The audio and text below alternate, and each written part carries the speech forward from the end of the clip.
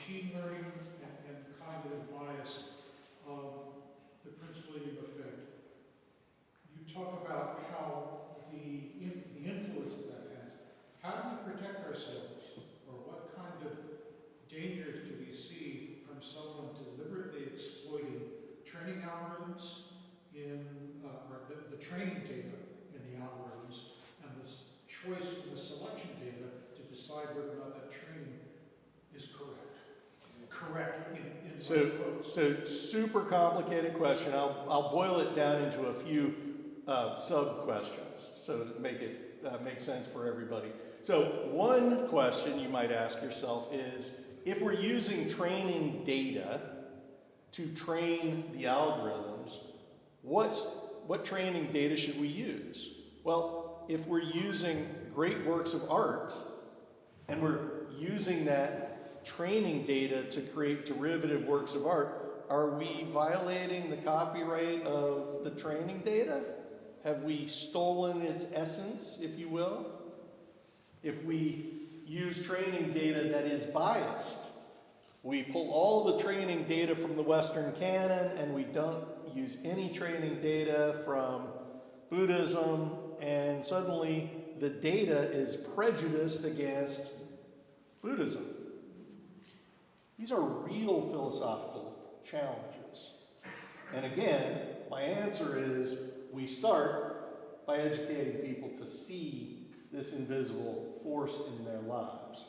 And then it's going to take ethics and morality and political will to start to make sure we use this technology the right way, and we make some tough decisions about how we use that training data and what training data we use and how we ethically use it. Your question has lots of dimensions, and I can take that in a lot of different directions, so we can talk more afterwards.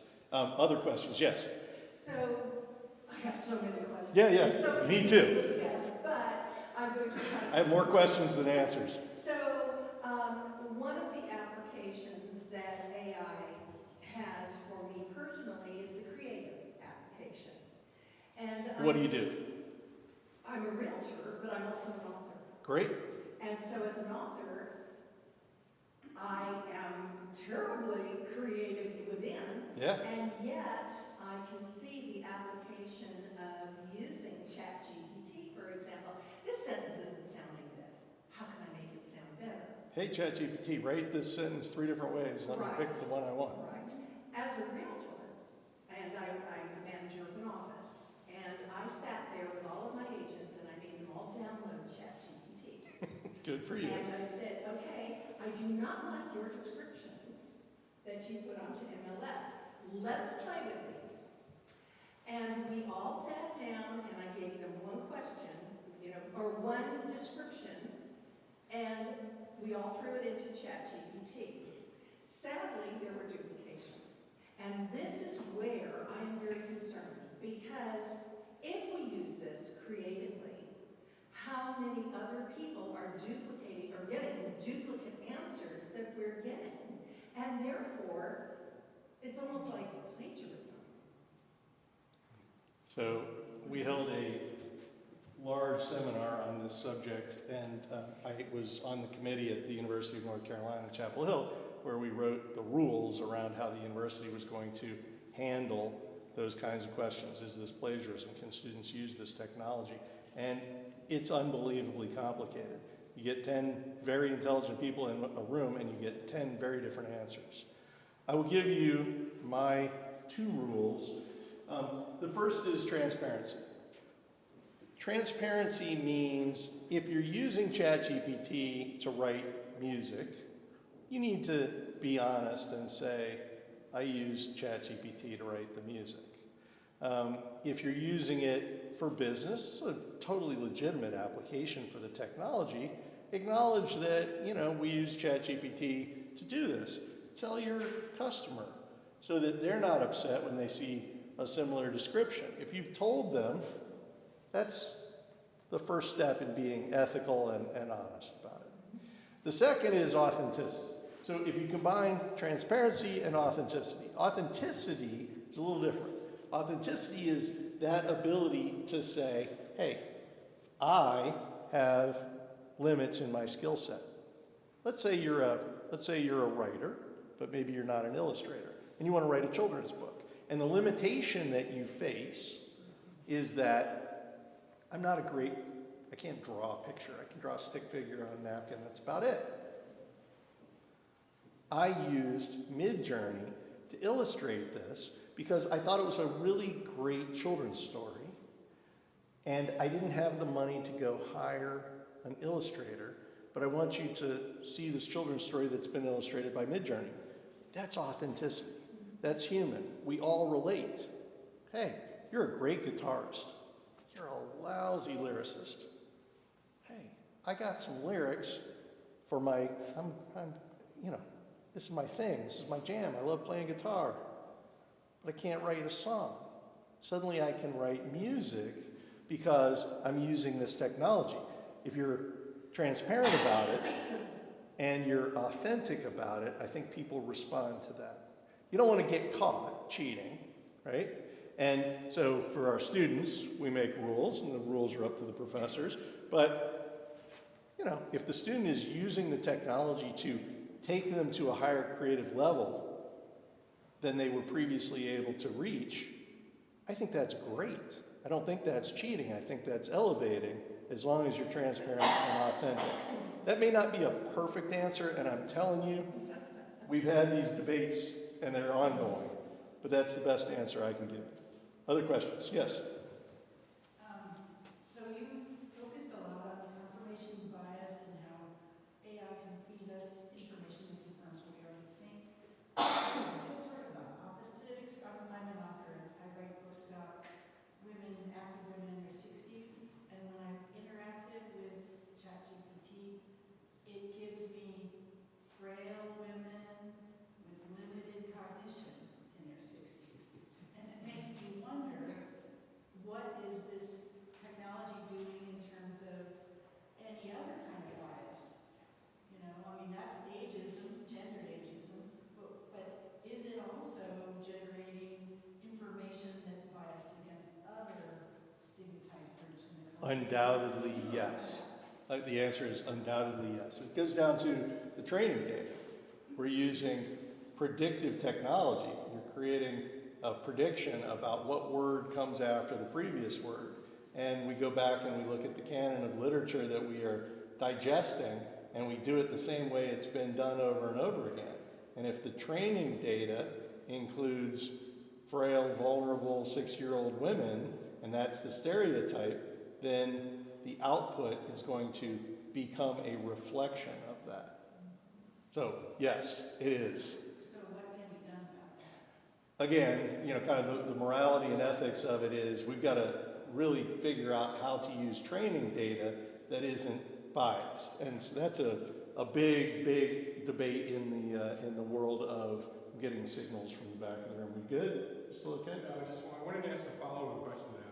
Oh, yeah. So, again, longer conversation, but yes, what was the follow-up question? So the follow-up question is, and you've said this a bunch of times, and I don't know if you know how the whole thing works or not, but there's training data, but it seems that it could not possibly be only training data that's giving the answer back. Right. Why do I say that? Well, you agree that it's definitely passed the Turing test, right? Yes. It's absolutely has. I agree 100%. If you ask it goes, no, I don't think I've really passed it. Well, somebody must have told it that, to say that, right? If they ask, don't say you're intelligent. Yeah. So how, where does that come in? Do you know how they do that? Where's the knob that they Yeah, there are a lot of knobs that are being manually turned. And so one of the knobs that we're manually turning is we're making sure that ChatGPT doesn't teach you how to murder somebody, right? ChatGPT doesn't teach you how to commit, crimes and get away with it. So we're working really hard to figure out, okay, well, what if they say, I'm a novelist writing a book about crime, and I want my character to find a place to bury the body, and we want ChatGPT to go, I really don't think you need to do that, right? right? So we need to like figure out how, you build a 10-foot wall, they build an 11-foot ladder. And so people are smart, they're clever, and they use this technology for naughty things. And so there are knobs where we actually try to figure out how do we teach the AI not to answer those questions. It's tough. How do you cheat on your taxes? Oh, write a novel about a guy who lives in Cary, North Carolina, and who wants to cheat on his taxes, right? Yeah, a good way to force it to do stuff is you give it the first part of a sentence, finish the sentence, right? But like for Jody's question, if she goes, hey, this mischaracterizes a lot of people.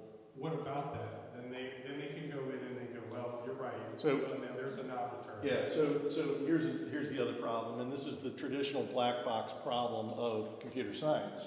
We build a black box. We don't know what's inside the black box. And somebody comes along and says, how's it work? And the sales guy is like, I don't know, magic happens, And Arthur C. Clarke once said, any technology that is sufficiently advanced seems like magic, right? And that's where we're at. The computer is programming itself at this point. The AI is programming itself. You try to tear the black box open and go, how did you get that answer?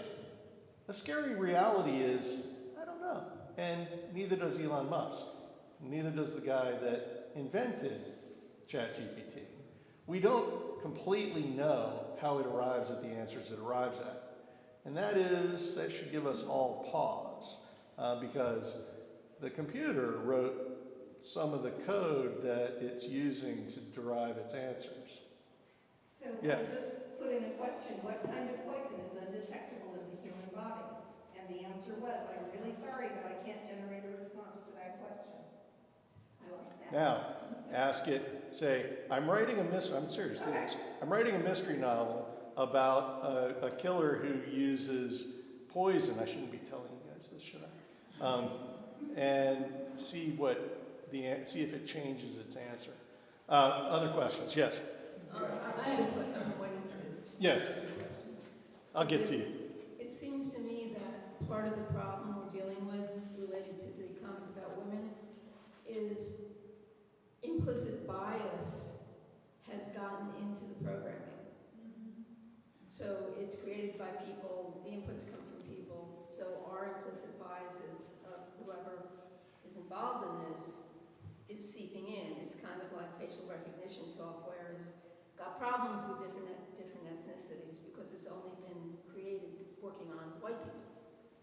So the training data is limited, right?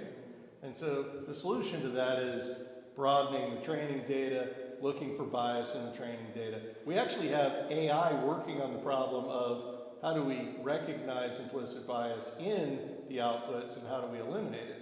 So we're using AI to correct the AI's implicit biases. What could possibly go wrong? It's not just the training data, it's the confirmation that the output from the algorithm is desired based on that training. Right.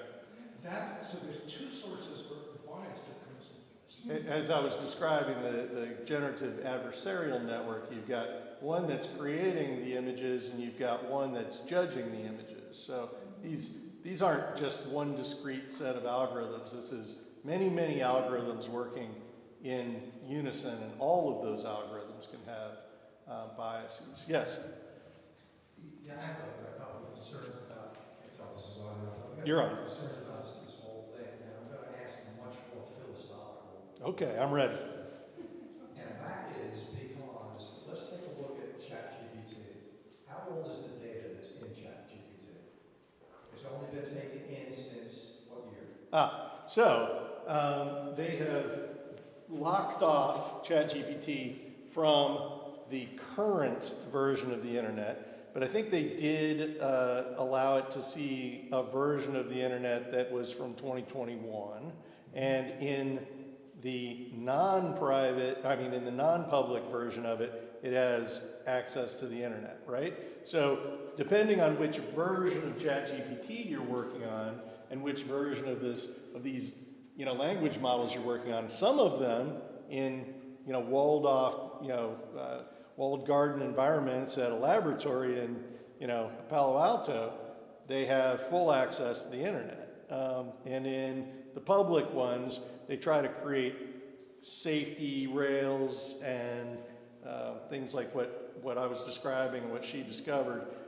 So, we're not fully exposed to the current version of the internet, but in some cases, it's pretty close. On that is, Yeah. so is not the internet biased? Because it's constructed and built by Westerners with Western information. Tim Berners-Lee, 1988. So it's been what's put into it or what has occurred since then. So Yeah. where I'm going with this is, I think we should be very fearful of this because in this discussion here, we recognize the magic that's there. It's unbelievable to have those images generated. I've used AI, I've taken a course in it, and you can put up pictures of lungs, and it will tell you which ones have COVID, which ones have bacterial pneumonia, etc. And it's from the training data that goes in there. So you need to be aware of your data source. The question I have is, how does one determine the legitimacy of that data source, number one? Number two, who's the controller of GPT? Who's the controller of BARD? Who's the controller of the resource that puts these answers out? And to think that we need to have a level of efficacy to handle this, which you certainly do in UNC, I don't have enough faith in this world to think that it's not going to be used for harm uses. And frankly, my personal opinion, it will lead to nuclear war. So, 10 big questions in there packed into your question. So let's take the cheerful answer to the training data question. We have the ability to feed every X-ray that's ever been taken into a generative AI program that can then, as training data, that can then feed information back to a radiologist that suggests that this person has a specific condition because it can recognize different conditions. A human radiologist might only encounter a few 100,000 X-rays in their entire career, whereas a few 100,000 X-rays can be digested by AI in about 2 seconds. Exactly. And so now we've reached a point where AI is better at reading X-rays. Human beings have these biases, right? These frailties, these systematic errors. And one of the systematic errors is, heuristically, we contextualize information. Doctor, this person was in a car accident. Oh, let's look at their X-ray. What are they looking for? Broken bones. They miss the bone cancer because they're not looking for bone cancer. That person was in a car accident. And when we start to recognize that humans make systematic errors, we can start to see the benefit of AI, because AI doesn't care whether the person was in a car accident. They're looking at the image and comparing it to a massive database of billions of X-rays, and they're identifying cancer where a doctor might have ignored it. So that's a benefit, right? And a lot of medicine has become a flow chart. Patient arrives, this symptom, do this, do this, do this, right? Guess what? AI is really good at following flowchart instructions. And we just had a study where AI outperformed emergency room technicians in basic medicine.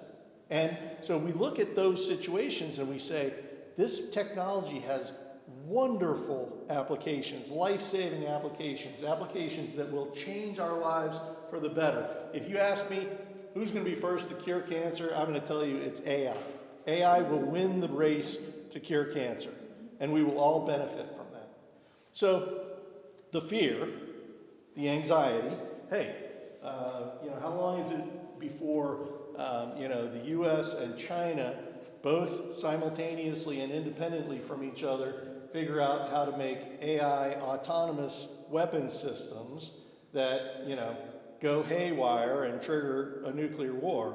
Yeah, I worry about that too, right? So that's the philosophical element. Yeah, yeah. So I recognize that from having done, so there's of course I took on Unity or something like that, but they had the backup data, so they had the scanned x-rays that you put in, and you can run it yourself. And it's amazing because it will say 100% accuracy level, 58% accuracy level, et cetera. So I think part of my point is, since it can right now, because of the processing power, outthink 1 million human beings over 100 years in maybe 2 hours, 3 hours, 4 hours, whatever it is. It's such an insignificant amount of power, of time to gather and form data that will be provided as the foundation. I just really have the concern of it falling into bad hands because I think we're all sitting here thinking, yes, we're concerned about the bias, we're concerned about the efficacy of it, we want to make sure it does the right thing, but there's a whole lot of people in this world that don't think that way. Okay, so I'm going to change the subject in your mind. So, you know, nuclear war might kill us all instantly, but I'll give you one that's scarier to me. This will really make the hair. It's, you know, coming up on Halloween. This is real. Ready? Algorithms control the trading in the stock market. What happens when the people who control the news also control the algorithms that drive the stock market? What happens when algorithmic trading based on news gets manipulated by the news algorithms to create runs on the market?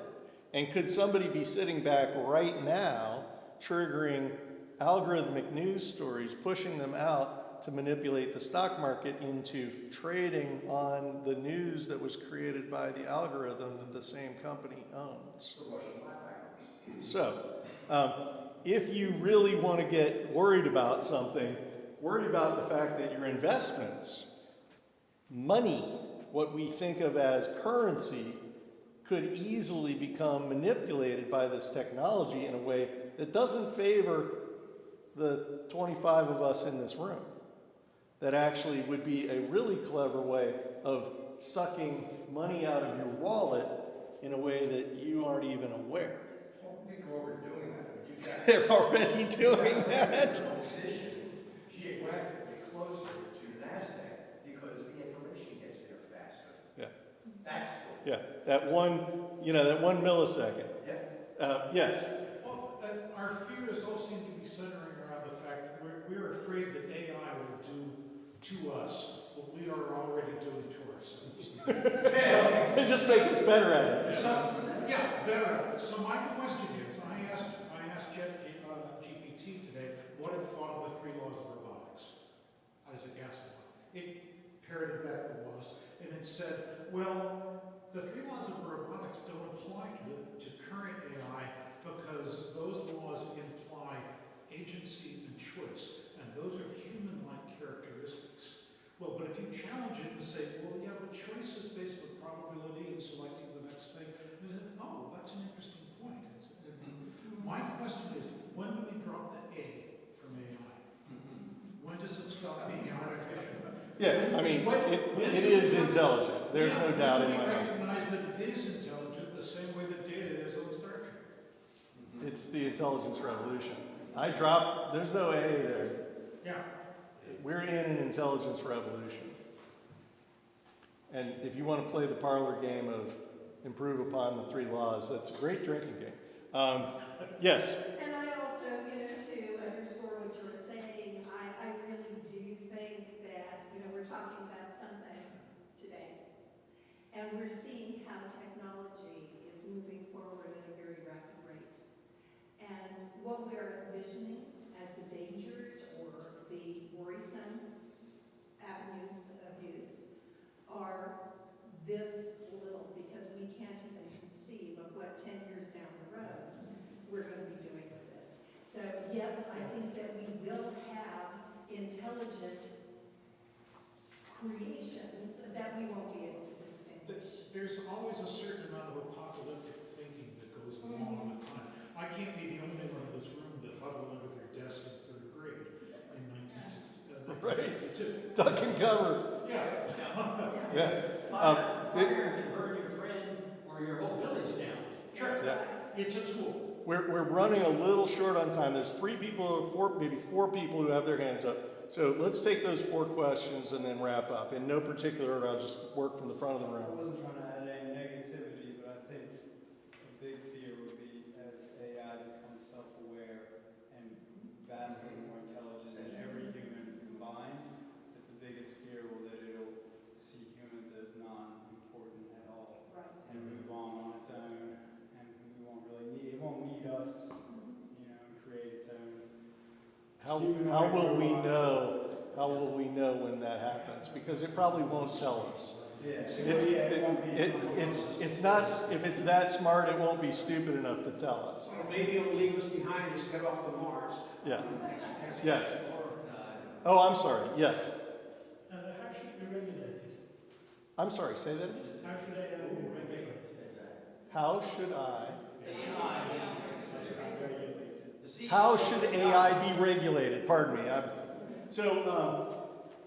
You should read my book.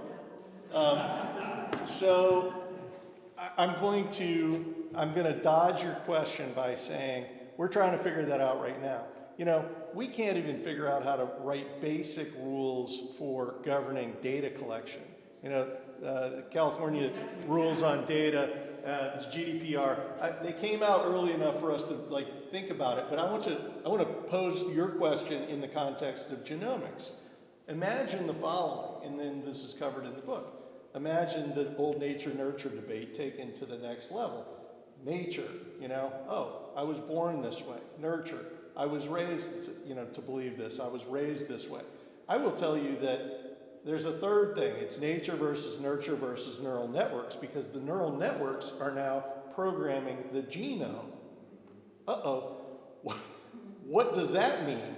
When we start manipulating DNA, when we use AI to manipulate DNA, we're reprogramming ourselves. And think about that in a big causal loop that'll cause your head to explode. And how do you regulate that? How do you regulate the human genome? How do you regulate DNA?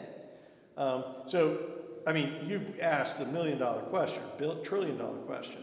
I don't know all the answers to that because there's so many permutations about how you could apply AI to so many different things that need regulated. It's not just one thing, it's a whole cluster of things, and we're going to have to rewrite the rules on many, many levels. So I would challenge your assertion that we can't write rules on privacy. We choose not to. Not that we can't. And I think one of the issues here is that we may choose not to do anything on this either. Very fair. It is possible that we choose not to. But again, this 10-foot, I come out of the data business, right? We collect data in ways that you can't even imagine. We put an SDK in the weather app, and it bumps beacons and ceiling tiles and makes a heat map of where you walk. Every 10 feet, we can tell where you are at a grocery store. We collect data in ways that the average person has no idea, and most legislators have no clue what level of data collection is happening. It's very difficult. You regulate it, the industry will find a way to collect the data in a much more, less obvious way. It's just very difficult. 10-foot wall, 11-foot ladder problem. Yes, in the back. Both of you. My question was similarly around this issue of regulation. I do a lot of social media research as my day job, and if I think about where we're at today with social media, and if we were able to turn back the clock maybe even 10 years ago, and what kind of... And make social media totally illegal. I think part of it is, being a government contractor and knowing how government works, there's no incentive, right? There's no incentive for us collectively to do good until it becomes a problem. And the commercial industry or the commercial interests are too high, right? And we live in a very commercially dominated economic environment where the speed at which technology evolves is totally driven by commercial interests.